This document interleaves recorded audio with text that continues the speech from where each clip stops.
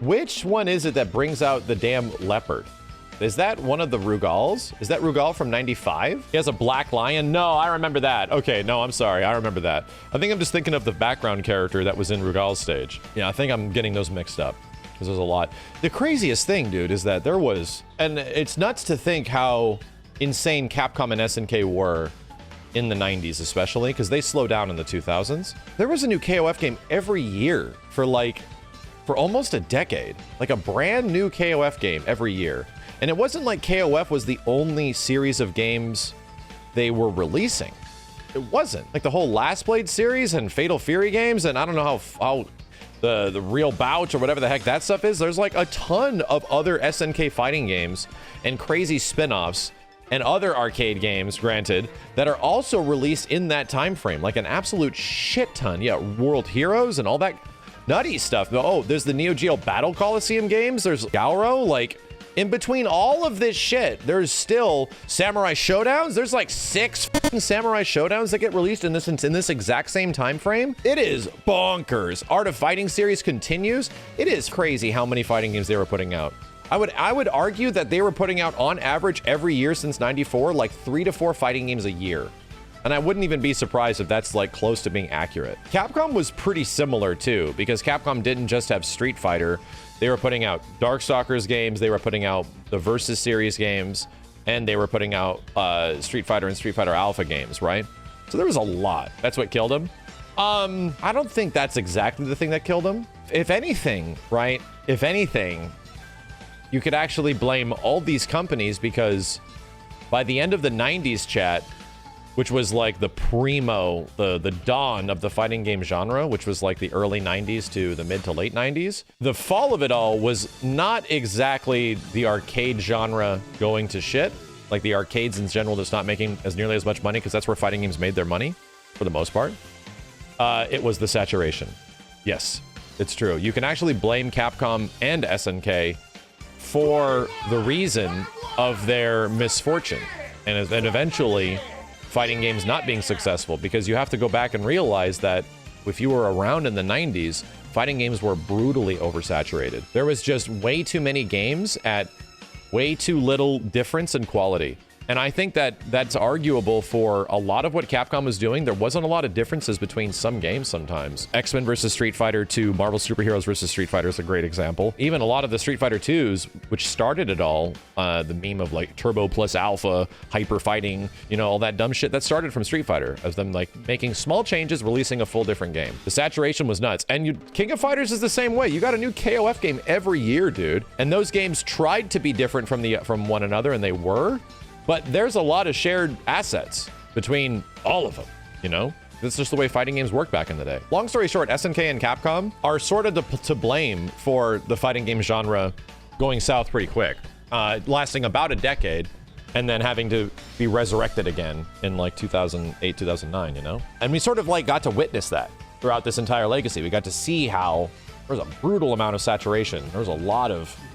There was one game, there was an update to that game real soon right after. That's where the COD got their business model. Right, but for example, the fighting game genres like Call of Duty 4, which is where Call of Duty was able to begin their yearly business model, right? Was able to start that shit because the previous one sold, so they got to put out another one and another one. That game was technically Street Fighter 2. So in like 1990, 1991, something like that, SF2 was their Call of Duty 4, where they're like, oh, well, we got to put out another one, and another one, and another one, and another one.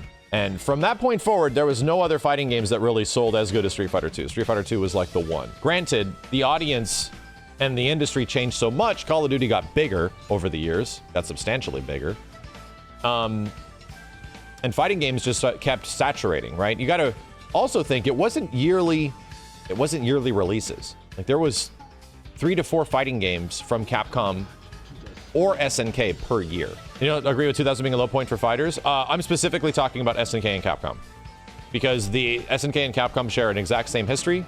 They were the pioneers technically, of fighting games, of like arcade 2D fighting games. And they both met their, the beginning of their downfall in the 2000s around the same time. Same shit happened. The market was fucking saturated. But there was plenty of other fighting games that were doing well. Not nearly as well. Like Smash Brothers was doing just fine because it's a Nintendo game. But if you were to be like Tekken and Guilty Gear and all these other niche 3D games, those games were doing okay. But were they selling nearly as well as what the bigger companies were doing? No. They were niche, right? And I can tell you personally, around the time frame when Guilty Gear was around, when people were playing Guilty Gear and liked it, the big games in the arcade was CVS 2, Third Strike, Marvel 2. Maybe a bit of Tekken 5. Guilty Gear XX was there, and I knew about the game, and a lot of us knew about the game, and it was growing in popularity. People enjoyed it. But the audiences and people that were tuning in and people that were playing that cabinet was small. Like, that was like a little niche game, right? Throughout that entire time frame. To the point where you would get people that were like super diehard Guilty Gear fans, and I'm telling you, for these smaller, like more niche genres at the time frame, these guys wanted nothing more than the people that were always hovering around the fucking big cabinets to give a shit about their game. That's what those communities were like. It was tough to like fill up tournaments with a lot of people, like get more than like 8 people at a big arcade. It was tough to get like, for some arcades to get a lot of people to play even like Tekken 5, because so much arcade focus in the early 2000s was really hyper focused around like Capcom shit. It was a big deal. I've talked with Justin a lot about this lately too, of like arcade culture in the mid 2000s, I'm sorry chat, the early 2000s was super Capcom snobby. Even though Capcom was not fucking making fighting games anymore for the most part. Arcade culture, at least around like the big competitive areas, SoCal and like New York and places like that in the US, they were super focused around Capcom stuff. Anybody that was in arcades at the time could tell you that Third Strike players were known for being super elitist. I remember being super elitist about Third Strike when it was around, for sure. That was absolutely a thing, because Third Strike was at the time like the hardest. Everyone essentially touted it as being the hardest fighting game to learn, right? The most difficult fucking fighting game in the world to learn. And that wasn't the thing that made me like the game.